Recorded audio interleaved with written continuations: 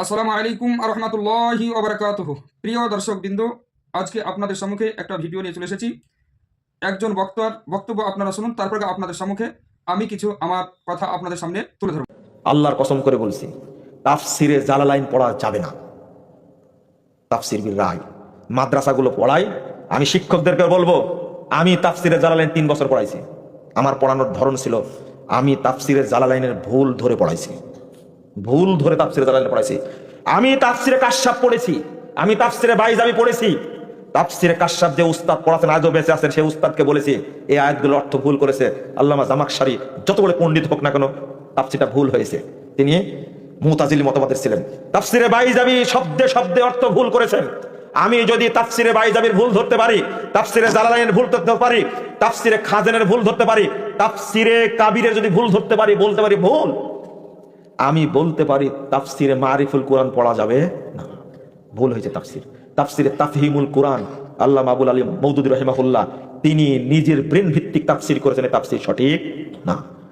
সবচেয়ে যিনি পড়েছেন, আজকে সেই বক্তার বক্তব্য আপনারা শুনলেন। পৃথিবীর কোনো দার্শনিক আজ পর্যন্ত ভুল পর্যন্ত প্রমাণ করতে পারেনি তাফসিরে জালালাইন। আজকে সেই বক্তা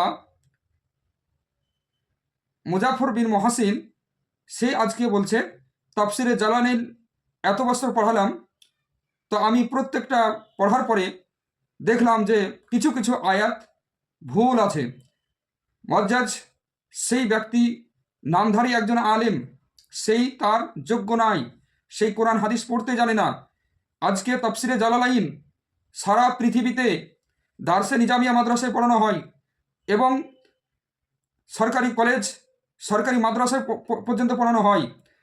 তাফসিরে বাইজাবি, তাফসিরে কুরতুবি, তাফসিরে কাবির, বলছে নাকি আমি প্রত্যেকটা জিনিস দেখে দেখে পড়িয়ে আমি অনেকটা ভুল পেয়েছি।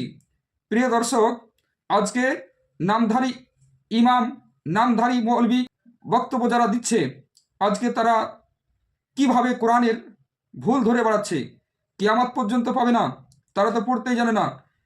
আজকে ইহুদির দালাল সেজে তাফসিরে জালালাইনের ভুল খুঁজে বেড়াচ্ছে। বড় বড় মহাক্কিক, বড় বড় মহাপণ্ডিত, তিনারা এই তাফসির লিখেছেন, তাফসিরে বাইজাবি লিখেছেন, তাফসিরে কুরতুবি লিখেছেন, তাফসিরে কাবির লিখেছেন। আজকে সেই বক্তা আজকে বলছে ভুল আছে। আসুন এই সমস্ত ইহুদির দালাল বেঈমানদের কাছ থেকে আমাদের ঈমানকে সুরক্ষিত রাখি এবং আমরা যেন আহলুস সুন্নাত ওয়াল জামাতের অনুসরণ করে আমরা যেন মৃত্যুবরণ করতে পারি। হায়াতুন নবী, জিন্দা নবী, নূরের নবী মনে করে আমরা পীর